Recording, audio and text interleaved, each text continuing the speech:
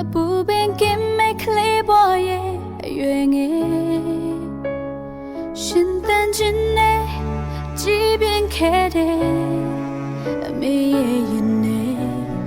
အုံနှွေးထွေးစွာနဲ့ပညာသင်ချပေးကရဲ့ဆူဆုံးမကရဲ့တစ်ချိန်မှဘဝရဲ့လမ်းမထပေါ်ဝဲရှိလမ်းပြခြင်းတွေ့လင်းတစ်ခုပဲကွယ်အမေရဲ့ချစ်ချင်းဒါသမီးပေါ်ဝဲအနေရဲ့တာစီခဲရင်မှုရဲ့အမေကမညစ်တော့ပဲဖြည့်ရှင်ပေးခဲ့တဲ့စာရဲ့ဝရဲ့အသက်ရှင်ရဲ့အတွက်လဲ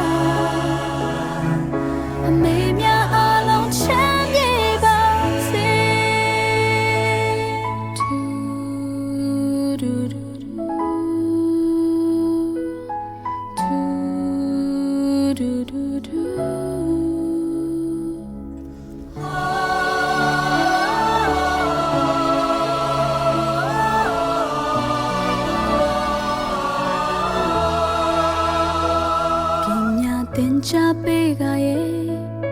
ဆူဆုံးမကရဲ့တစ်ချိန်မှဘဝရဲ့လမ်းမထပေါ်ဝဲ